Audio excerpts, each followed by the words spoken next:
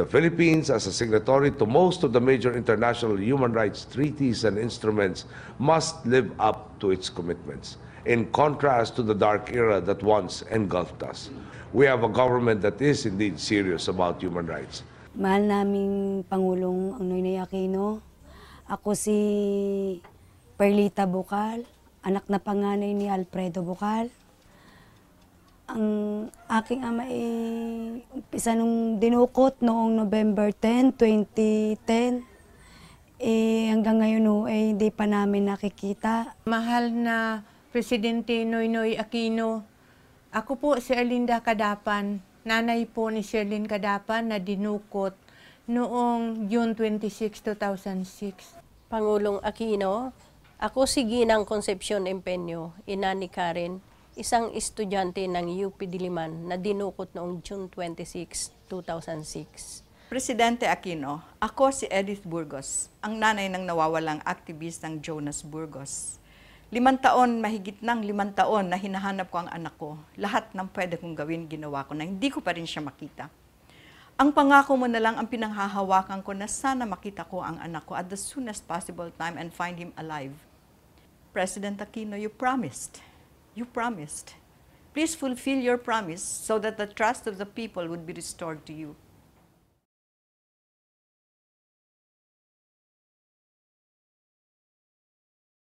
The disappearance of Alfredo Bucal, Sherlyn Cadapan, Karen Empeño, and Jonas Burgos highlighted the continuing tragedy of human rights abuses in the Philippines. In the past decade, hundreds of political activists, suspected insurgents, environmentalists, and journalists have been murdered, tortured, or abducted, allegedly by state security forces. These abuses occur in the context of a decades-old conflict with the New People's Army, which has also committed numerous abuses. The armed forces often do not distinguish insurgents from activists and other unarmed civilians. Ang aking amang si Alfredo Bucal, sadyang sa totoong buhay, siya'y isang mabait na tao. Nung ikasal ang aking nanay, ayun na ang naging trabaho ng aking ama. Ang pagta-tricycle driver, pagtatanim sa tubigan, at ang pangingista. Kaya siya hinuli sa checkpoint dahil ang mga sakay niya ay mga MPA daw. Sinipa dito sa likod, gumanyan yung mukha niya. Pero bagamat gumanyan yung mukha niya, nakaganyan pa rin siya. Hindi niya inaalis yung kamay niya, nakaganyan talaga siya. Talagang surrender yung tatay ko. Wala kaming balita sa aking ama kung pinatay ba nila, kung sinalvage ba nila, o ikinulong nila. Kung buhay pang aking ama, ilabas naman nila parang awa na nila sa amin. Uniformed men abducted Alfredo Bucal from this highway on November 10, 2010. He was among the first victims of enforced disappearances under President Benigno Aquino. Since Aquino came to power 4 months before Bucal's abduction, several other cases of disappearances have been reported. Hanggang sa ngayon, patuloy pa rin ang human rights violation dahil mayroon pa rin mga nangyayari, pagdudukot, pagpapatay. On June 26, 2006, armed men abducted Erlinda's daughter, Sherlyn, in Bulacan, a province north of Manila. Taken along with Sherlyn was Karen Empeño. Both were students from the University of the Philippines. Both were activists. According to an eyewitness account, soldiers under the command of General Jovito Palparan, shown here at the Department of Justice during a hearing on the charges against him, were behind the abduction, torture, and rape of the 2 women. Yung Sherlyn ay nakatali ang paa sa itaas, hubot-hubad pa.